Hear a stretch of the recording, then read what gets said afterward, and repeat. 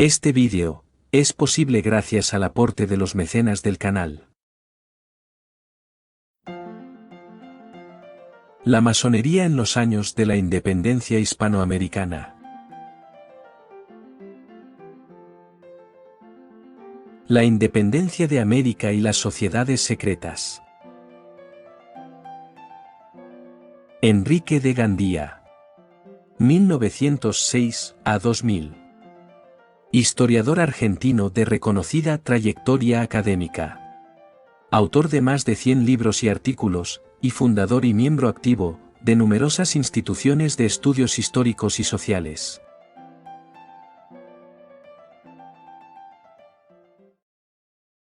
Si te gusta este video, dale like y suscríbete al canal para que puedas seguir creciendo.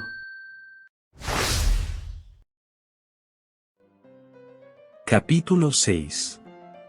La masonería, en los años de la independencia hispanoamericana.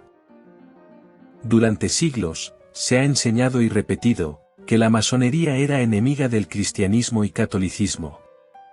La especie no falta en ningún libro opuesto a la masonería, y se ha convertido en una afirmación generalizada. No obstante, si se buscan las pruebas de ese odio de la masonería al cristianismo y al catolicismo, no se encuentran. Hay un solo acusador que se convierte en único juez. Lo que se comprueba es la oposición del catolicismo a la masonería, y la aceptación de todos sus ataques por historiadores indiferentes. Es por ello que, cuando se identifica un masón que, al mismo tiempo, es un excelente católico, se sostiene que ese masón, por ser católico, no es masón. También se acude a otro procedimiento, inventado el siglo pasado. La masonería de esos hombres no era masonería, sino una sociedad política que usaba los mismos ritos, las mismas ceremonias, los mismos procedimientos, signos y señas de la auténtica masonería. Esta coexistencia de dos masonerías, una masónica y la otra no masónica, es el último argumento de los historiadores que quieren demostrar, por ejemplo, en la Argentina, que San Martín y Belgrano no eran masones, sino masones de la otra masonería, la que parecía masonería y no era masonería. El sofisma es impropio y falso. Jamás, en toda la historia de la masonería, se ha encontrado un documento que demuestre esta doble existencia de una masonería que era masonería, y otra masonería que no era masonería. Quienes esgrimen este argumento parten, en principio, de un desconocimiento total de estos problemas, y de unos propósitos que no buscan la verdad, sino el triunfo de sus preconceptos. No es posible discutir con estos polemistas, comprometidos con un fin predeterminado. No obstante, el historiador que anhela la verdad, libre de sugestiones interesadas o antihistóricas, pasa por alto esos sofismas, y penetra en la maraña de este mundo de sombras y de ideales. En primer término, busca las ideas políticas que animaban a masones y antimasones. Comprueba, para empezar, que, para hablar de la masonería, hay que saber qué era y qué es la masonería. No podemos aceptar, en lo que se refiere a sus orígenes, las fábulas de quienes la remontan a las pirámides, o a las catedrales góticas. Sin dejar de reconocer sus comienzos en el siglo XVI, en Inglaterra, saltamos al siglo siguiente, y nos detenemos, obligatoriamente, en los siglos XVII y XVIII. En el siglo de las luces, hallamos una masonería poco conocida por las leyendas en que se la ha envuelto, mezclada con el iluminismo y sectas religiosas, y utilizada, a veces, por aventureros. Otras, por fanáticos, y otras por políticos. Es a fines de este siglo, y principios del XIX, cuando comprobamos la existencia de varias masonerías. Así como cuando se habla de la Edad Media, hay que preguntar en qué siglo y en qué país hay que situarse, cuando se discurre de la masonería, es obligatorio inquirir a qué masonería hay que referirse. Si a la inglesa, a la francesa, a la española, a la norteamericana, o a la de otros países. Hay historiadores que discurren de la masonería como si solo hubiese habido una masonería, y ésta hubiera durado siglos sin ninguna alteración. Es notorio que, en el campo protestante, con todas sus sectas o divisiones, se puede ser masón y luterano, baptista o anabaptista, calvinista, o cualquier otra parcialidad no católica. La existencia de sacerdotes católicos que han sido masones, es otra prueba de que la masonería no estaba reñida con el catolicismo. Lo que hay que buscar en esta cuestión, no es un fondo religioso, sino político, pues la masonería no es una herejía. Cuando el jesuitismo defendió el tiranicidio, y el absolutismo de los reyes estuvo en peligro, los jesuitas fueron suprimidos por un papa cultísimo, Ganganelli, Clemente XIV, que no compartía el liberalismo jesuítico, sino el absolutismo de los monarcas de Europa. Cuando la masonería sostuvo iguales teorías, y los jesuitas volvieron con otras, la masonería se encontró en lucha con Roma y la Compañía de Jesús. Es sabido, como hemos explicado en otras páginas, que las excomuniones tuvieron como origen el temor a las reuniones secretas sin autorización de los reyes y de la Iglesia. Nunca se ha comprobado la existencia de herejías en la masonería. La lucha con la Iglesia ha sido de carácter político y no religioso. Así encarada la historia de la masonería, en sus ideas políticas y no en fábulas o calumnias, se nos muestra clara y comprensible, como lo que fue y no como quieren hacerla aparecer ciertos historiadores sin amor a la verdad. Empezamos este somero análisis, de lo que fue la masonería en los prolegómenos de la independencia hispanoamericana, con el conocimiento de lo que se entendía por masonería en España, en los momentos más dramáticos de la inmensa guerra civil entre absolutistas y liberales. Sin acudir a los historiadores usuales de la masonería española, también ellos influidos por el machacar de los antimasones, vamos a sintetizar una obra que exhibe documentos inéditos, desconocidos a los otros autores que han tratado estos mismos temas.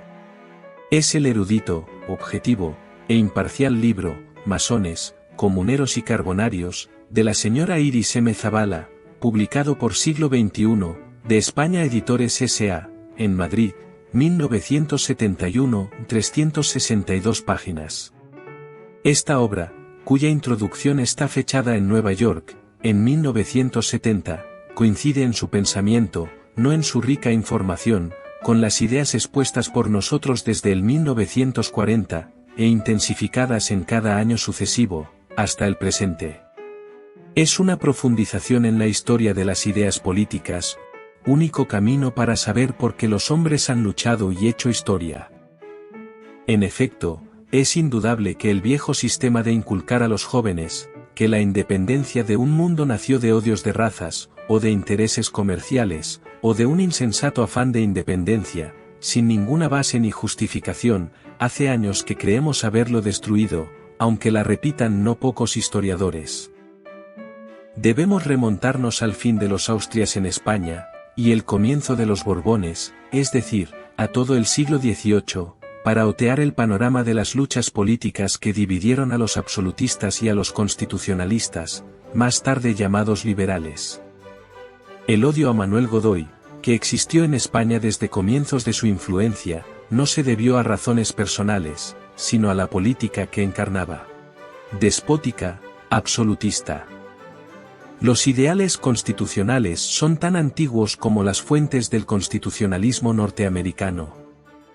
Los autores del siglo XVIII, también llamados enciclopedistas, nada tienen que ver con la Revolución Francesa de 1789, detestada en Francia, en Europa y América. Son pensamientos, principios teológicos, que tienen sus raíces en Aristóteles, y su expositor magno, Santo Tomás. De ahí seguirán Locke y Paine, y los hombres que defendieron la libertad en la América española. La libertad, no la independencia que vino después para alcanzar la libertad. Las ideas expuestas en las Cortes de Cádiz de 1812, no nacieron en ese año. María Esther Martínez Quinteiro, en Los grupos liberales antes de las Cortes de Cádiz, Madrid, Editorial Narcea, tomo 1, demuestra que los diputados surgidos del antiguo régimen tenían teorías liberales desde las primeras sesiones. No eran ideas improvisadas, sino maduradas desde tiempo antes. Es difícil que las hayan aprendido fuera de la masonería. La supresión de la Inquisición y de los instrumentos de tortura, no era un ataque al catolicismo ni a ningún dogma, ni constituía ninguna herejía. No olvidemos que las Cortes de Cádiz proclamaron a Santa Teresa patrona de España, proclamación que ya había hecho Felipe III, y confirmada por el Papa Urbano VIII. Los liberales empezaron a llamarse con este nombre en las Cortes de Cádiz. Sus ideales no nacieron de la aplicación del vapor en 1832, ni del obrerismo de 1840, ni de Marx y Engels en 1848. La guerra por la independencia española, en contra de Napoleón, hizo comprender a los políticos sensatos, que amaban a su patria y no al trono, ni se dejaban manejar por los párrocos de aldea, que la salvación estaba en el constitucionalismo, y no en el despotismo de un Godoy, ya caído, ni en la ineptitud de un Carlos IV, también ahuyentado. El ideal del constitucionalismo, bebido en fuentes norteamericanas, y, más tarde, francesas, tenía en España el antecedente de las Cortes. No necesitaban los políticos españoles buscar fuera de su historia lo que tenían en ella. Las Cortes no eran, por cierto, un congreso, ni disponían de una constitución, pero en ellas se expresaban ideas. A fines del siglo XVIII, y comienzos del XIX, no se habían hecho sobre las Cortes los estudios y análisis que se hicieron a mediados del siglo XX. No se sabía lo que realmente habían sido, pero existía la creencia de que en ellas, el pueblo había opinado. Por tanto, había que revivirlas, y lo fueron en 1812. En esta resurrección tomaron parte los masones. Muy pocos eran, en efecto, los miembros de las Cortes que no pertenecieran a la masonería. Los orígenes de la masonería en la península han sido muy discutidos. Los hechos ciertos, que no admiten vacilación, son los que aceptan los autores serios, empezando por el mismo Menéndez y Pelayo. La masonería de procedencia inglesa llegó a España a comienzos del siglo XVIII.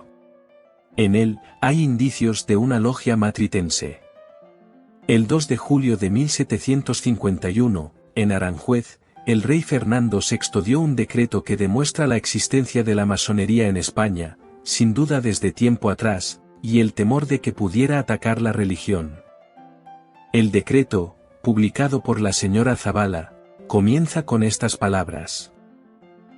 Hallándome informado, de que la invención de los que se llaman francmasones, es sospechosa a la religión y al Estado, y que como tal está prohibida por la Santa Sede de excomunión, y también por las leyes de estos reinos, que impiden las congregaciones de muchedumbres, no constando sus fines e institutos a su soberano. He resuelto atajar tan graves inconvenientes con toda mi autoridad, y, en su consecuencia, prohíbo en todos mis reinos las congregaciones de los francmasones, debajo de la pena de mi real indignación, y de las demás que tuviere por conveniente imponer a los que incurriesen en esta culpa. Obra citada, páginas 195 a 196. No son pocos los testimonios que demuestran la existencia en España de masones, a mediados del siglo XVIII. El conde de Aranda, y el conde de Montijo, es muy posible que hayan sido masones. Lo seguro es que la masonería actuaba, y algunos de sus miembros tenían ideas republicanas. No se encuentran ataques a la Iglesia. A lo sumo, protestas contra clérigos que abusaban de los diezmos, y eran contrarios a la libertad. Y esto en años muy posteriores, del siglo XIX. Lo expuesto basta, a los hispanoamericanos, para hacerles saber que los próceres masones, nacidos en el siglo XVIII, estaban excomulgados por la Iglesia Católica, y vivían en contra de las leyes del reino. Por ello, algunos historiadores inventaron la teoría de que había una masonería que no era masonería. Dejemos estas opiniones, que tanto daño hacen a la verdad histórica, y vamos a los hechos seguros.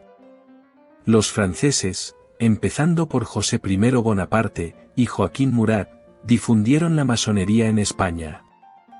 Algunos autores señalan el año 1811 como el de la instalación de esta masonería. Hemos visto que, mucho antes de esta fecha, había masones en la península. La masonería no buscó el pueblo, sino el ejército, y en él se hizo fuerte. La Guerra de la Independencia trajo hambre y grandes descontentos. No se sabía a quién culpar. Primero, al rey Carlos IV, y a su fiel Godoy. Enseguida, a otros políticos de ideas absolutistas. Las ideas llamadas liberales, se dirigían contra el rey Fernando y sus allegados. La monarquía absoluta atrajo la Inquisición. Esta llenaba las cárceles de sospechosos, y cerraba los diarios y periódicos que no eran absolutistas.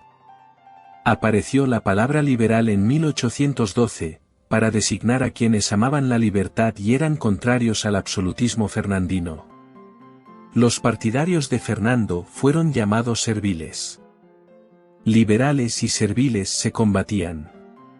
La Inquisición y el clero estaban de parte del absolutismo. El clero cuidaba sus diezmos y primicias. El pueblo hambriento veía en él a un esquilador.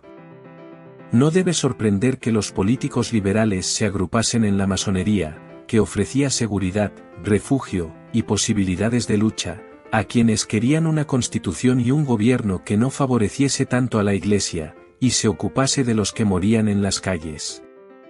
La autora de la obra, que tan bien estudia la masonería en España, no se interesa por la masonería en América, ni conoció las revelaciones que el general Tomás de Iriarte hizo en sus monumentales memorias. Nos ocuparemos de este aspecto de la masonería más adelante. Aquí seguimos a la señora Zabala en su análisis de la situación española, desde el 1810 hasta el 1820. La miseria fue aumentando, y la masonería trató de hallar soluciones que no eran aceptadas por el egoísmo de los monárquicos.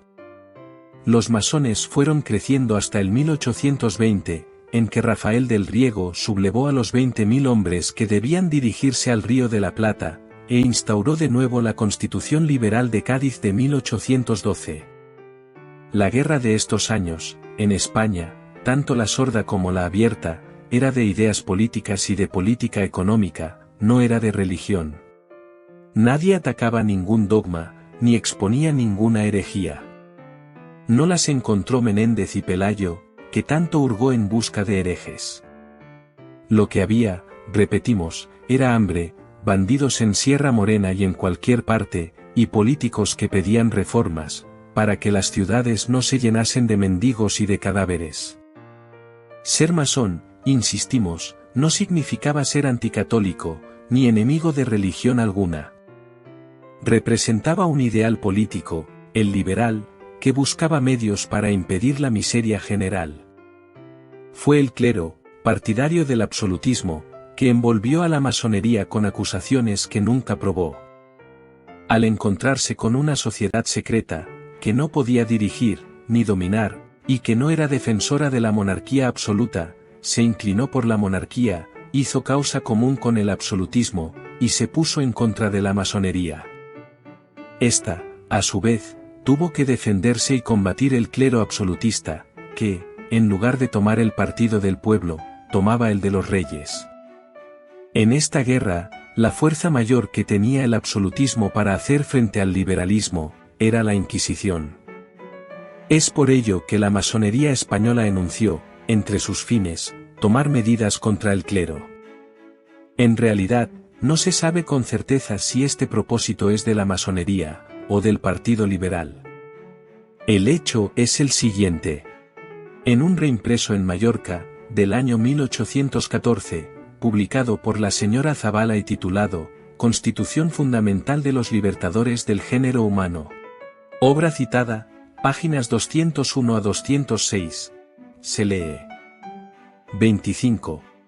El horrendo tribunal de la Inquisición, es el primer blanco contra el que deben dirigirse todos nuestros escritores, y la Convención debe emplear todos sus esfuerzos para abolirla, como que él, es el apoyo más firme de los déspotas. La Inquisición, odiada en todo el mundo civilizado, fue una de las causas por la cual se separaron de la España absolutista, los pueblos hispanoamericanos. Su defensa, que en el siglo XVI era justificada, en el XIX fue una vergüenza, y causó el mayor de los daños a la Iglesia y al clero que la sustentaba. Era natural que el Partido Liberal viese en los curas y frailes unos enemigos del pueblo y de la cultura. Sigamos con el documento que estamos glosando. 28. Los frailes son otra de las columnas que, con su predicación y confesionario, mantienen la superstición y la tiranía, que así oprimen la humanidad. Se tratará, pues, de abolirlos igualmente. Este es otro punto que deba llamar todas nuestras fuerzas, y todos nuestros derechos. La necesidad de sus rentas en las actuales urgencias de la España, es un excelente motivo para no permitirles volver a sus conventos. 20. Pero si no se pudiese conseguir su abolición, por de pronto, no procurará a lo menos quitarle todas sus rentas. 30. Enseguida se tratará de hacer la reforma de los curas, quitándole todos sus diezmos, sujetándolos a una renta muy moderada, que no deberá pasar, en los que más, de 8.000 reales, y prohibiendo a los obispos al ordenar a ningún otro.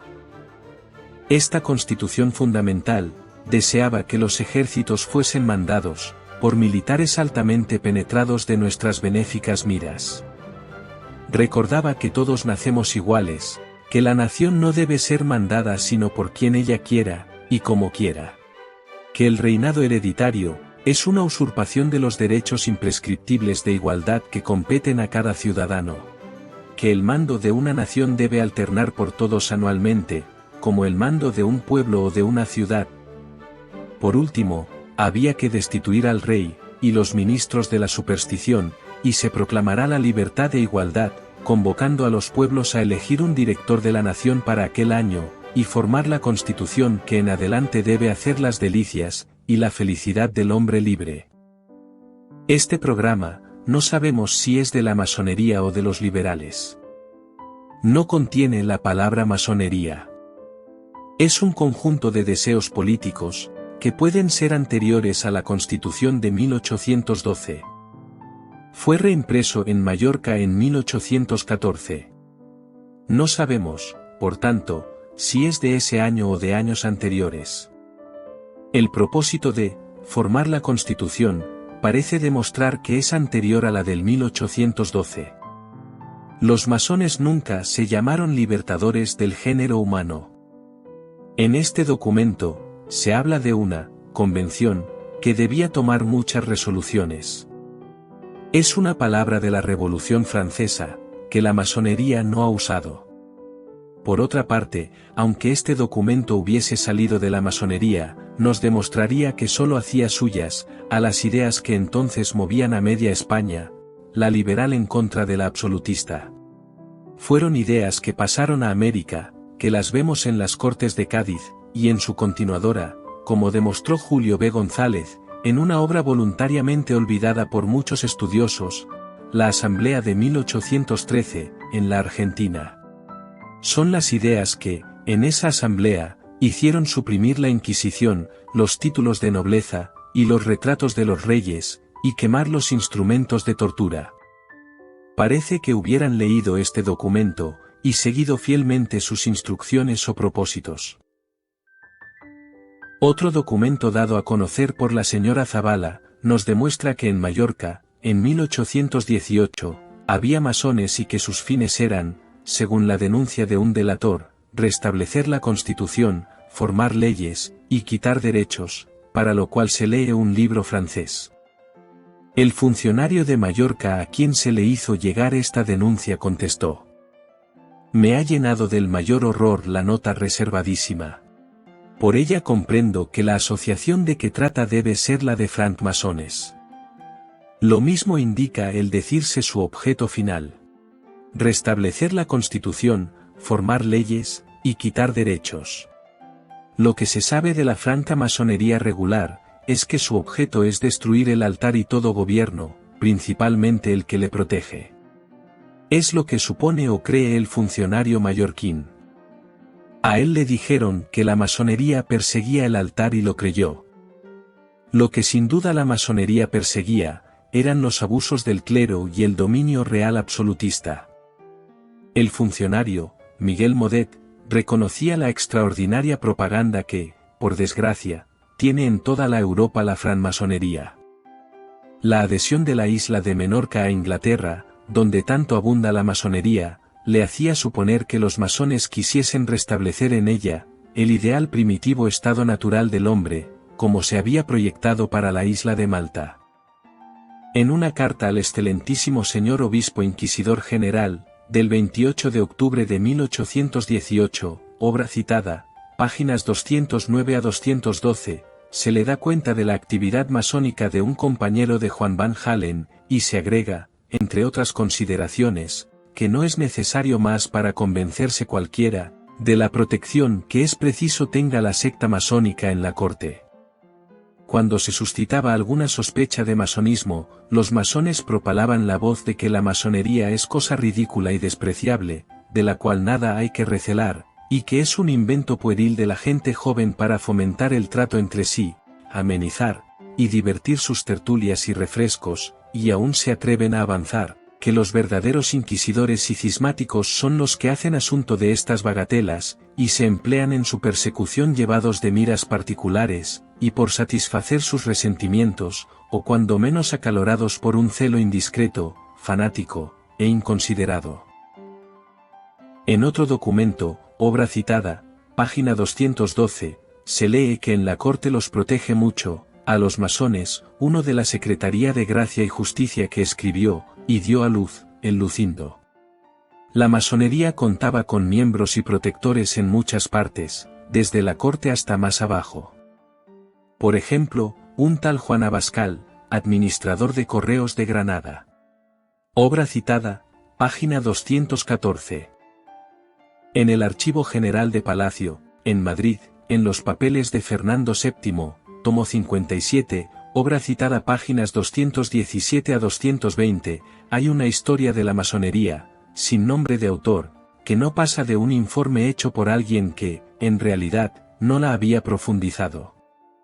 Empieza por decir, que la masonería no se conoció en España hasta la vuelta del conde de Aranda, de París, mas entonces hizo poquísimos progresos. Algunas causas hechas por la Inquisición, bastaron para intimidar a los iniciados. Godoy los animó después algún tanto.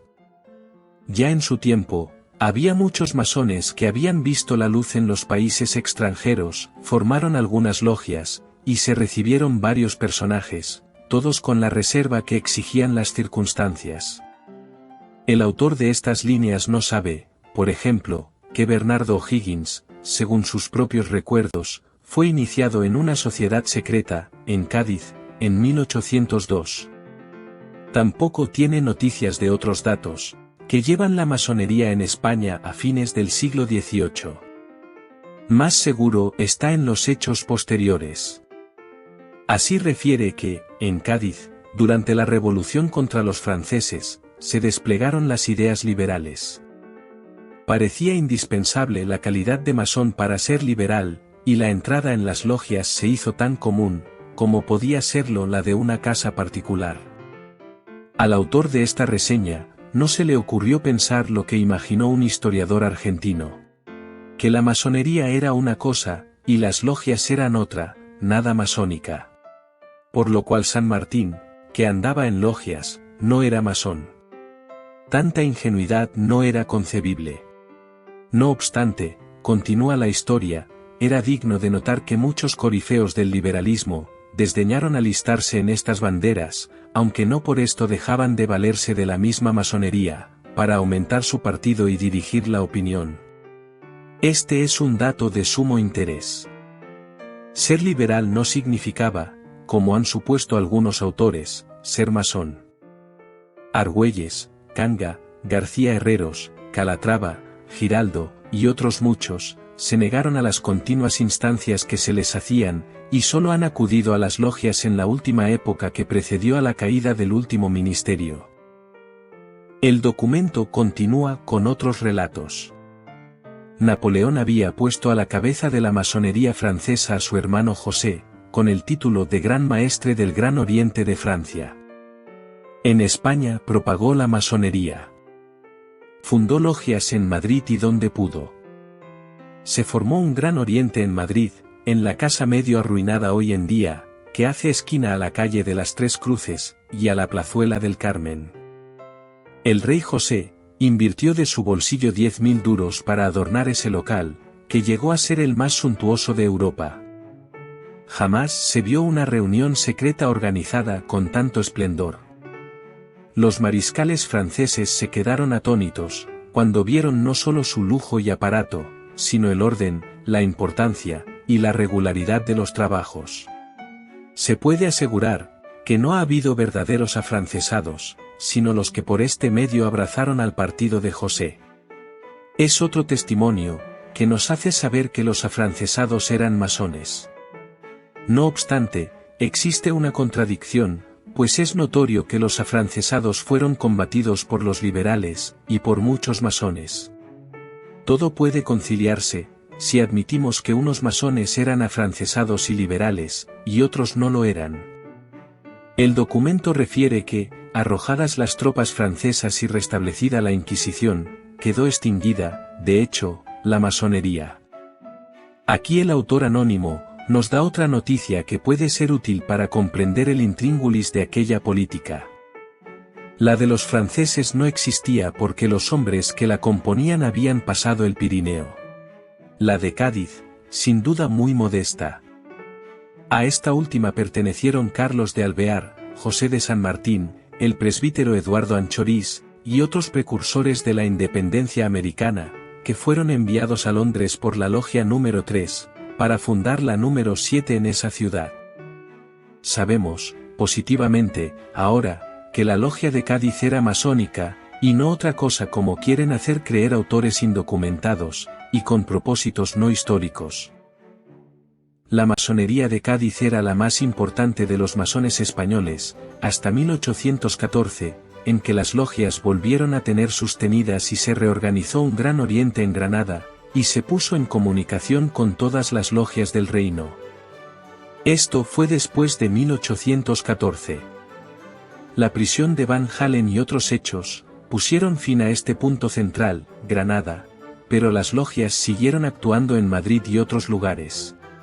Contaban en su seno jefes de la guarnición, magistrados de un rango superior, oficiales de secretaría, y hasta personas de servicio de palacio.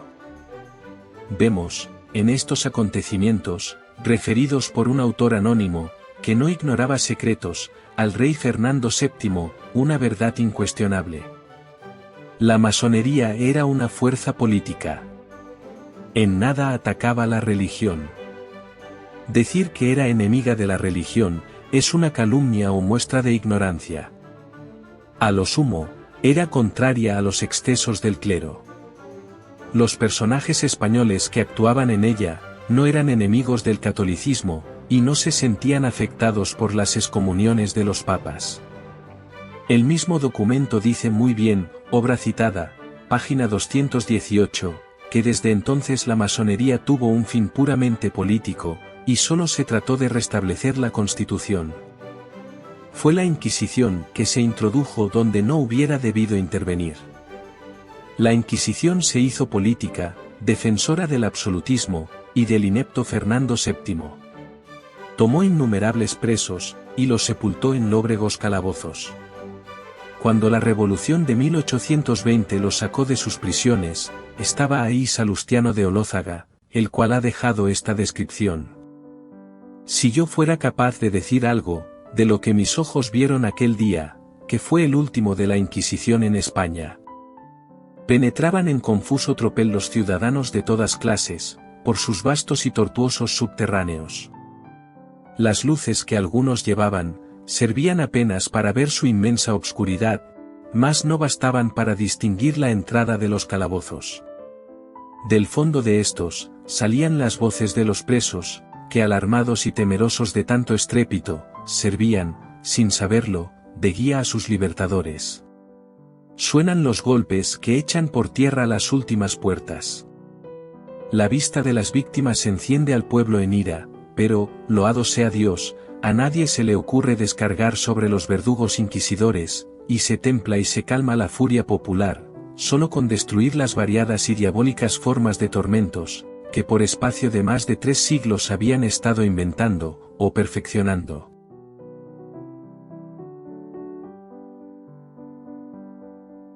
La independencia de América y las sociedades secretas. Enrique de Gandía. 1994. Ediciones Sudamérica Santa Fe. Santa Fe, Argentina. Páginas 31 a 39.